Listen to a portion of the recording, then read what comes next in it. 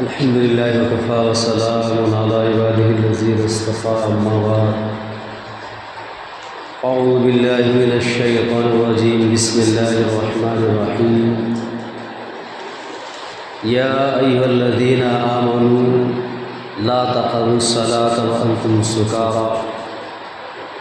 قال الله تبارك وتعالى في موضع آخر يوم ينفخ في الصور فتأتون أفواجا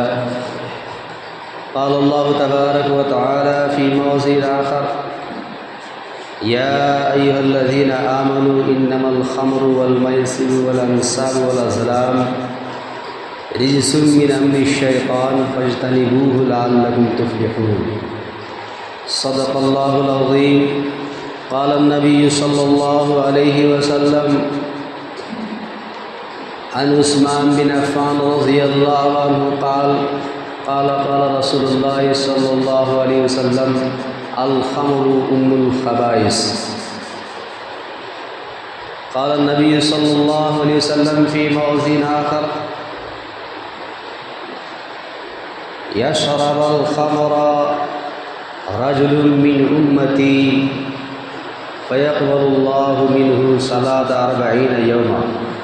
او کما قال علیہ الصلاۃ والسلام۔ حضرات محترم، اللہ رب العالمین کا بے انتہا فضل و کرم انعام اور احسان ہوا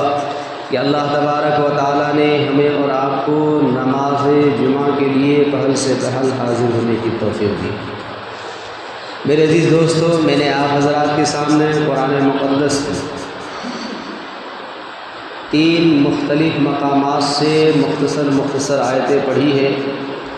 اور حدیث پاک۔ بارگاہ رب العالمین سے دعا ہے کہ انہیں کے ضمن میں مجھے چند باتیں صحیح کہنے کی اور ہم اور آپ کو اس پر عمل کرنے کی توفیق عطا فرمائے، آمین ثم آمین یا رب العالمین۔ میرے عزیز دوستو، اللہ تبارک و تعالی ارشاد فرماتا ہے سورہ مائدہ آیت نمبر 90-91 میں، یا ایھا الذین آمنوا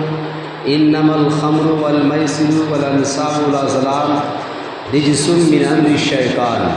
فاجتنبوه لعلکم تفلحون۔ یہاں اللہ تبارک و تعالی ایمان والوں سے مخاطب ہو کر کے کہہ رہا ہے،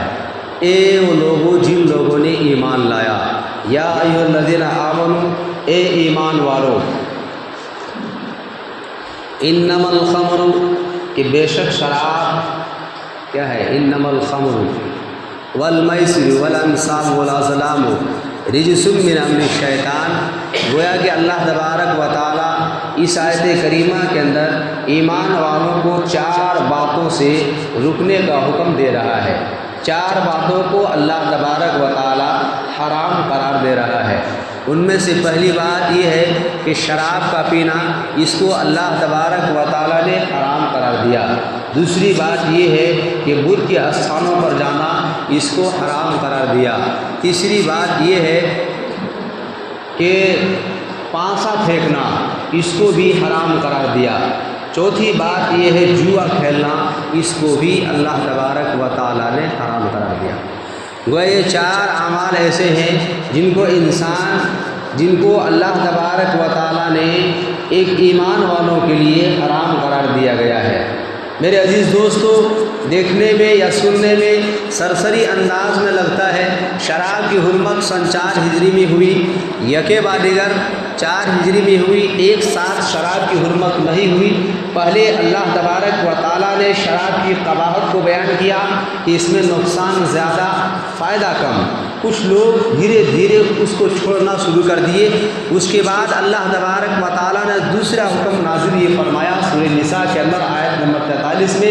یا ایھا الذین آمنوا لا تقربوا الصلاۃ وانتم سکارى، اے ایمان والو تم نماز سے قریب نہ جاؤ جبکہ تم نشے کی حالت میں ہو۔ دوسرا حکم یہ ارشاد فرمایا۔ تیسرے نمبر پر اللہ تبارک و تعالیٰ نے شراب کو حرام قرار دے دیا گیا۔ لہذا شراب زمانہ جاہلیت میں اس طرح استعمال کیا جاتا تھا جس طرح آج دسترخوان کے اندر لوگ ٹھنڈی یعنی کولڈ ڈرنک کو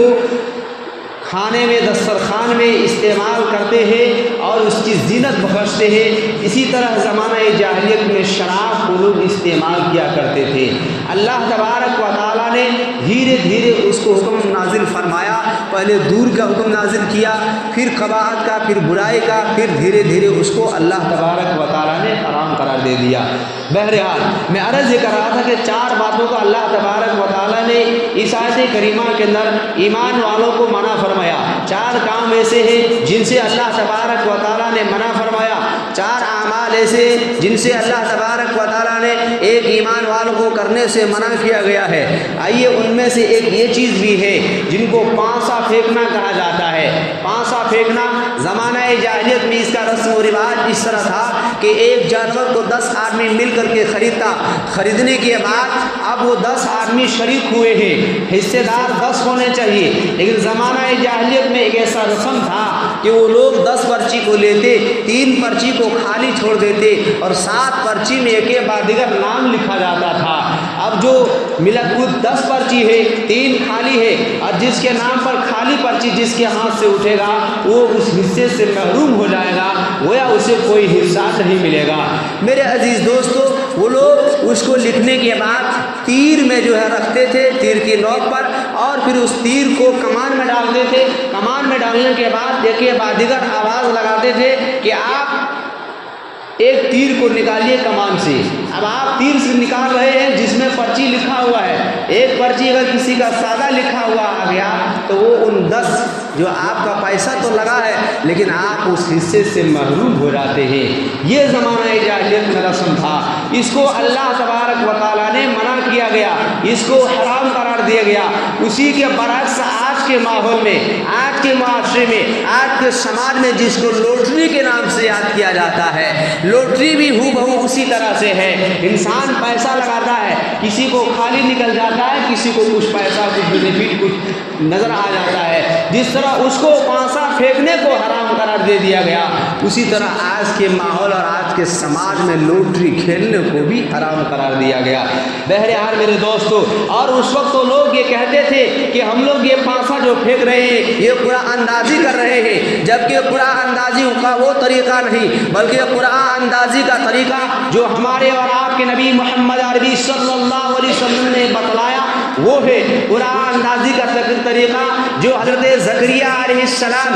حضرت مریم علیہ السلام کے متعلق جو قرآن اندازی کیا گیا تھا وہ قرآن اندازی بہتر ہے۔ اس قرآن اندازی کا اللہ نے حکم دیا، اللہ کے پیغمبر نے اس کا طریقہ بتلایا ہے۔ جیسے مثال کے طور پر اس کی مثال لے لیجئے، مفتی شفیع احمد صاحب معرف القرآن میں اس کی مثال لکھتے ہیں۔ اس کی مثال اس طرح سمجھ لیجئے کہ ایک شخص کا، ایک باپ کا 2 بیٹا ہے، ان میں سے 4 کمرے ہیں۔ اب تقسیم کرنے چاروں کمرے کی اونچائی لمبائی ہر چیز میں برابر ہے، اگر قیمت لگائی جائے تو ان میں بھی برابر ہے، یعنی 2 کمرے ان بھائی کا، 2 کمرے دوسرے بھائی کا حصے میں آئے گا، دونوں کمرے کی قیمت برابر، 4 کمرے کی قیمت یکے بعد دیگر برابر ہے، اگر ادھر کا لیا جائے یا ادھر کا دیا جائے۔ لیکن ہاں کچھ بھائی ایسے بھی ہوتے ہیں، ہم میں سے کچھ ایمان والے ایسے بھی ہوتے ہیں جو اپنے ضد پر اڑ جاتے ہیں، ادھر والا حصہ نہیں، ہم کو ادھر والا ہی حصہ چاہیے۔ اب دونوں بھائی ایک ہی حصے کی طرف جانب ہے، اڑ چکے ہیں ایک ہی جانب کو، اس وقت میں جو ہے قرآن اندازی کرنے کا حکم دیا ہے کہ اس جگہ پر آپ قرآن اندازی کیا جائے۔ ہاں جس نمبر 1 2 کا حصہ کیا جائے، جس کے نام پر ادھر کا پرچی نکل جائے گا اس کا یہ حصہ ہوگا، اور جس کا نام پر ادھر کا نکلے گا اس کا یہ حصہ ہوگا۔ تو یہاں پر حصے میں برابری ہے، انصاف ہے، عدل ہے، کسی کو نقصان نہیں ہے۔ تو قرآن اندازی وہ ہوتا ہے جس میں کسی کو نقصان نہ ہو، اور وہاں تو پورا کا پورا حصہ ہی کھپت ہو رہا تھا، اس کو اللہ تبارک و تعالیٰ نے حرام قرار دے دیا گیا۔ اسی طرح جوا کھیلنے کو بھی اللہ نے حرام قرار دیا گیا، بتوں کے استھانے میں جانے کو بھی حرام قرار دیا گیا۔ میرے عزیز دوستو، ان میں سے سب سے خطرناک یہ جو ام الخبائث جس کو عثمان بن عفان رضی اللہ عنہ روایت کرتے ہیں، امام الانبیاء محمد عربی صلی اللہ علیہ وسلم ارشاد فرماتے ہیں الخمر ام الخبائث، کہ شراب تمام برائیوں کا جڑ ہے، یہ شراب پینے سے انسان کی عقلیں زائل ہو جاتی جاتی ہے، عقل پر پردہ پڑ جاتا ہے۔ یہ جب شراب پی لیتے ہیں اس کے بعد انہیں ہوش نہیں رہتا، کس سے کس طرح بات کرنی ہے، چھوٹے بڑوں کے تہذیب کو کھو بیٹھتا ہے، ماں بہن کو بیٹی کے درمیان، بھائی اور بہن کے درمیان عزت و آبرو کا خیال نہیں رکھتا، مجھے کچھ سمجھ میں نہیں آتا ہے۔ جب اس کی عقل پر پردہ پڑ جاتا ہے، ہوش کھو بیٹھتا ہے، نہ جانے کس کے ساتھ بدتمیزی کر جائے، اس کو اللہ کے پیغمبر محمد عربی صلی اللہ علیہ وسلم نے حرام قرار دے دیا گیا۔ آئیے میں آپ کو بتاتا چلوں، میرے اور آپ کے نبی آقا دو جہاں تاجر مدینہ محمد عربی صلی اللہ علیہ وسلم سے حضرت معاذ بن جبل رضی اللہ تعالیٰ عنہ سوال کرتے ہیں۔ یہ معاذ بن جبل رضی اللہ تعالیٰ عنہ جو ملک یمن کا خلیفہ بنائے گئے، وہاں کا بادشاہ بنائے گئے، وہ عرض کرتے ہیں یا رسول اللہ صلی اللہ علیہ وسلم، اللہ تبارک و تعالیٰ کا ارشاد ہے یوم ينفخ فی الصور فتأتون افواجا، کہ جس دن سور پھونکا جائے گا لوگ گروہ کے گروہ حاضر ہوں گے، جماعت کی جماعت حاضر ہوں گے۔ یا رسول اللہ صلی اللہ علیہ وسلم، اس آیت کا مطلب کیا ہے؟ اس آیت کا ہمیں مطلب سمجھا دیجئے۔ حضور پاک صلی اللہ علیہ وسلم سے جب حضرت معاذ بن جبل رضی اللہ تعالیٰ عنہ نے یہ سوال کیا، حضرت محمد عربی صلی اللہ علیہ وسلم کے سوال سنتے ہی آنکھوں کے آنسو کے ذریعے آنکھوں کے آنسو کے لریا جاری ہو گئے، ٹپ ٹپ کی آنکھوں سے آنسو بہ رہے ہیں۔ امام الانبیاء محمد عربی صلی اللہ علیہ وسلم جواب دیتے ہیں، اے معاذ، آج تم نے ایسا سوال کیا ہے جو آج تک کسی صحابہ رسول نے سوال نہیں کیا ہے۔ اے معاذ، تم نے بڑا ہی کٹھن سوال کیا ہے، ایسا سمجھ لے تم نے دکھتی ہوئی دل کی رگ پر تم نے ہاتھ رکھ دیا ہے۔ اے معاذ، کیا تم نے سوال کیا ہے؟ سنو، یوم ينفخ فی الصور فتأتون افواجا، کہ جس دن اللہ تبارک و تعالیٰ ارشاد فرماتا ہے جس دن سور پھونکا جائے گا لوگ گروہ کو گروہ حاضر ہوں گے، حشر کے میدان میں جمع ہوں گے۔ سنو، میری امت کی 12 جماعتوں میں تقسیم ہوں گے، 12 گروہ میں تقسیم ہوں گے، اور ان میں سے 11 کے 11 گناہگار امت میں سے ہوں گے۔ 12 کے 11 جماعتیں جو ہوگی وہ گناہگار والی جماعتیں ہوگی میری امت میں سے، اور ایک امت ایسی ہوگی جو جنت پانے والی، جو جنت کے حقدار و مستحق ہوگی۔ اے معاذ، حضرت معاذ بن جبل رضی اللہ عنہ فرماتے ہیں یا رسول اللہ صلی اللہ علیہ وسلم، ان میں سے ایک بعد دیگر سبھی کا تو مختصر سا وقت ہے، اللہ کے محمد عربی صلی اللہ علیہ وسلم ارشاد فرماتے ہیں، اے معاذ سنو، کل قیامت کا دن ہوگا، حشر کا میدان قائم ہوگا، سورج بالکل قریب کر دیا جائے گا، لوگ نفسی نفسی کے عالم میں ہوں گے، ایک بعد دیگر لوگ جماعت کی جماعت حشر کے میدان میں جمع ہو رہے ہوں گے۔ ان میں سے میری امت میں سے ایک جماعت ایسی اٹھے گی، اس حال میں اٹھے گی، اس حالت میں اٹھیں گے کہ وہ آنکھوں سے اندھے ہوں گے، انہیں کچھ دکھائی نہیں دے رہا ہوگا۔ اللہ کے پیغمبر محمد عربی صلی اللہ علیہ وسلم فرماتے ہیں آنکھوں سے اندھے ہوں گے، ان کے دانت گائے کے سینگ کے برابر موٹے اور تگڑے اور لمبے لمبے ہوں گے۔ اور اتنا ہی نہیں، اللہ کے پیغمبر فرماتے ہیں اس کے جو زبان ہے، جو جیب ہے، وہ رانوں تک لٹک رہے ہوں گے، اتنے لمبے ہوں گے اس کی زبان کہ رانوں تک لٹک رہے ہوں گے۔ اس کے بعد امام الانبیاء محمد عربی صلی اللہ علیہ وسلم ارشاد فرماتے ہیں اتنا ہی نہیں، اس کے نیچے کی ہونٹ، اس کے نیچے کی ہونٹ سینے تک لٹک رہے ہوں گے۔ اللہ کے پیغمبر فرماتے ہیں اتنا ہی نہیں، اس کی پیٹ سے گندگیاں نکل رہی ہوگی، اور وہ حشر کے میدان میں جمع ہو رہے ہوں گے، وہ جماعتیں اٹھے گی۔ حضرت معاذ بن جبل رضی اللہ تعالیٰ عنہ نے سوال کر دیا یا رسول اللہ صلی اللہ علیہ وسلم، اس حال میں آپ کی امت میں سے ایک جماعت اٹھے گی، اس کا جرم کیا ہوگا؟ دنیا کے اندر اس نے کون سے ایسی غلطی کی ہوگی، کون سے ایسی خطا کیا ہوگا جس کی وجہ سے کل قیامت کے دن جہاں ہمارے اور آپ کے آبا و اجداد، اتنا ہی نہیں، حضرت آدم علیہ السلام سے لے کر کے رہتے دنیا تک جتنے لوگ اس دنیا کے اندر آئے ہوئے ہیں، انبیاء علیہ السلام آئے ہوئے ہیں، انسان آئے ہوئے ہیں، اور قیامت تک کے جتنے لوگ اس دنیا کے اندر آئیں گے ان تمام لوگوں کا مجمع ہوگا۔ ہمارے آبا و اجداد بھی ہوں گے، ہمارے خاندان والے بھی ہوں گے، ہمارے دوست احباب بھی ہوں گے، ہمارے رشتہ دار بھی ہوں گے، ہمارے جان پہچان والے بھی ہوں گے۔ ایسے عالم میں، ایسے گھڑی میں، ایسے منظر میں وہ لوگ اس حالت میں اٹھیں گے، آخر ان کا جرم کیا ہوگا؟ اللہ کے پیغمبر محمد عربی صلی اللہ علیہ وسلم جواب ارشاد فرماتے ہیں سنو سنو سنو، اس کا جرم یہ ہوگا کہ وہ دنیا کے اندر شراب کا عادی ہوگا، شراب کا پینے والا ہوگا، اور بغیر توبہ کی دنیا سے چلا گیا ہوگا۔ اللہ کے پیغمبر فرماتے ہیں جو انسان شراب کا عادی ہوگا کل قیامت کے دن اسی حال میں اٹھایا جائے گا۔ میرے دوستو آپ اندازہ لگائیں، انسان دنیا کے اندر کوئی بھی گناہ چھپ کے کر سکتا ہے لیکن اللہ سے نہیں چھپ سکتا۔ کرامن کاتبین جو فرشتے ہیں ان سے نہیں چھپ سکتا۔ جس طرح آج ایک موبائل ہے، انسان کوئی فنکشن میں اس کو ویڈیوگرافی کرتے ہیں، ہر ایک انسان کی نقل و حرکت ظاہر ہوتا ہے، بعد میں اس کو معائنہ کرتے ہیں، دیکھتے ہیں، خوش ہوتے ہیں۔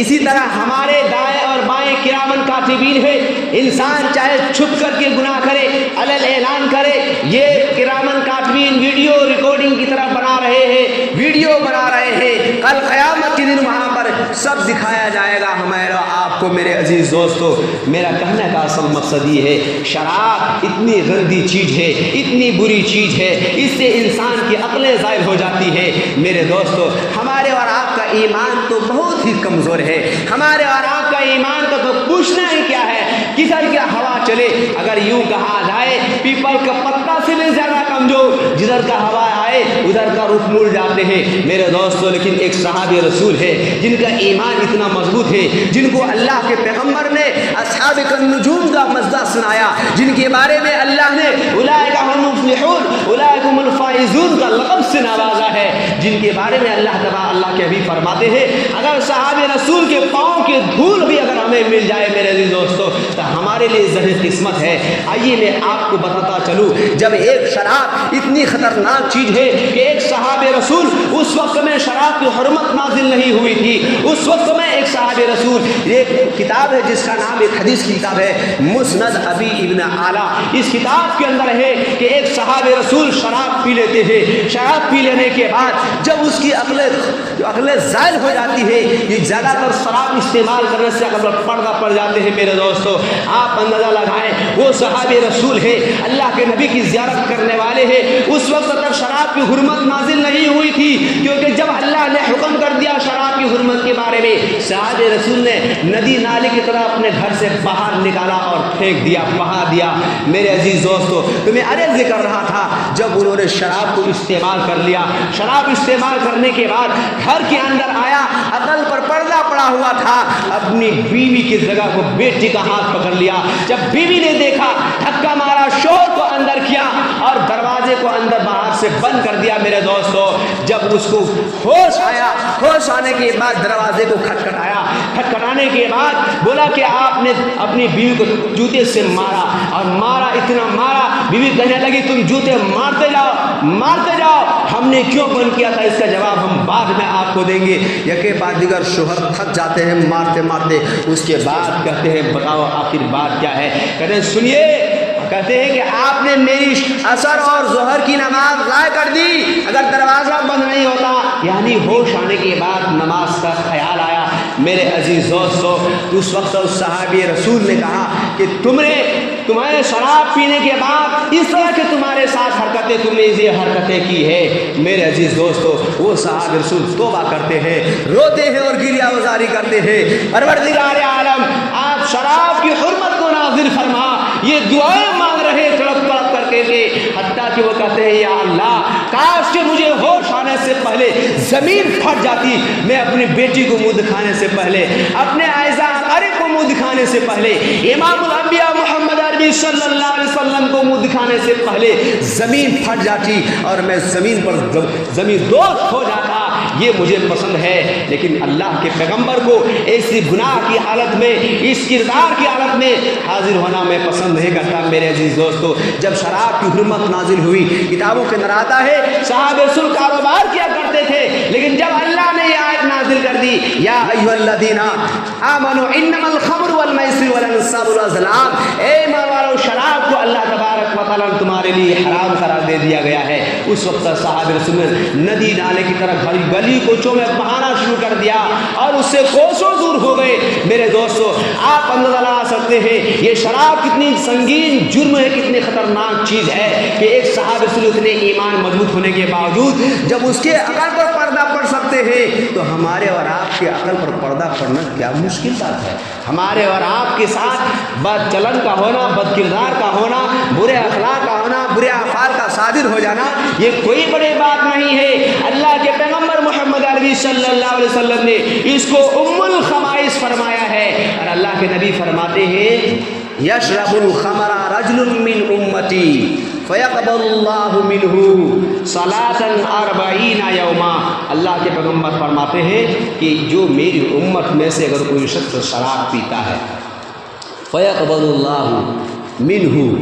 اللہ تبارک و تعالیٰ اس کو قبول نہیں فرماتا ہے۔ صلاۃ 40 یوما، 40 دن کے اس کے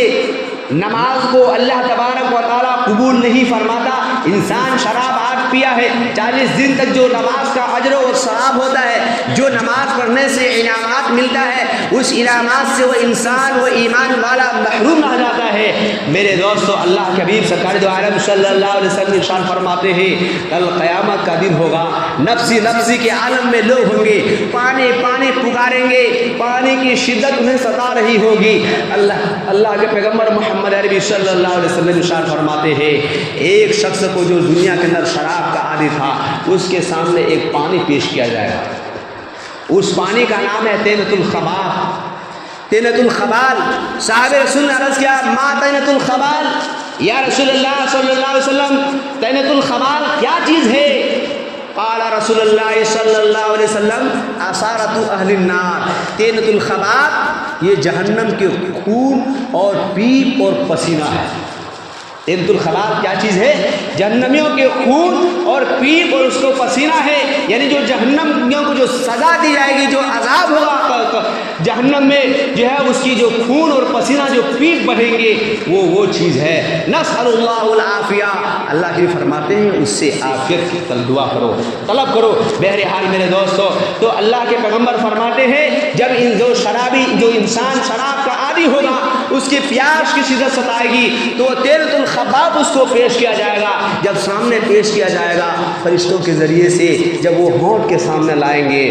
تو اس کی حرارت سے، اس کی گرمی سے، اس کی تپش سے، اس کی ہونٹ، اس کے جسم کے گال کے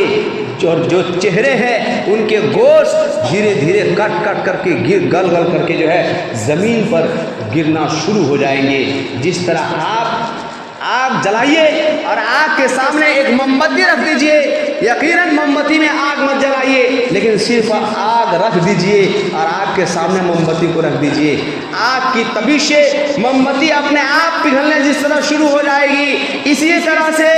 اس دن اس عالم میں جب اس کے سامنے وہ تینۃ الخبال پیش کیا جائے گا تو اس کا جسم بھی ایسے گل گل کر کے کٹ کٹ کر کے نیچے گرنا شروع ہو جائیں گے۔ اللہ کے پیغمبر صلی اللہ علیہ وسلم ارشاد فرماتے ہیں وہ انسان اس دن عرض کرے گا یا اللہ یہ کیا چیز مجھے مل رہا ہے، کس کی سزا مل رہی ہے، پینے کے لیے مجھے کیا مل رہا ہے؟ آواز آئے گا سنو، تم دنیا کے اندر بڑائی شوق سے شراب پیا کرتا تھا اور شراب پینے کے بعد بڑائی فخر اور بڑائی جتاتا تھا اور ذرہ برابر بھی احساس نہیں کرتا تھا کہ مذہب اسلام نے اس کو منع کیا ہے، اللہ نے اس کو منع کیا ہے، اللہ کے پیغمبر نے اس کو منع کیا ہے، یکے بعد دیگر اس کو اللہ تبارک و تعالیٰ نے حرام قرار دیا گیا ہے، اس کو تم ذوق اور شوق کے ساتھ پیا کرتا تھا، آج اس کے بدلے میں تم کو یہ دلایا جا رہا ہے۔ بہرحال میرے عزیز دوستو، یہ بڑے قبیح چیز ہے، یہ شراب بڑی ہی قبیح چیز ہے، ان سے نہ جانا کتنے گناہ صادر ہو جاتے ہیں، واقعات تاریخ کی کتابوں میں بڑی پڑی ہے میرے دوستو۔ اس لیے یہ جو 4 چیز ہے جن کو اللہ تبارک و تعالیٰ نے ارشاد فرمایا، 4 اعمال ہے، ایک تو شراب پینا، دوسرے نمبر پر ہے پانسا پھینکنا، پانسا پھینک کر کے مالوں کا تقسیم کرنا، اور تیسرے نمبر پر ہے جوا کا کھیلنا، اور چوتھے نمبر پر ہے بتوں کا کھانا پر جانا۔ ان چیزوں کو اللہ تبارک و تعالیٰ نے حرام قرار دیا گیا ہے، منع کیا گیا ہے۔ اللہ تبارک و تعالیٰ سے دعا ہے ہم تمام کو کہنے سے عمل کی توفیق عطا فرمائے۔ واقعی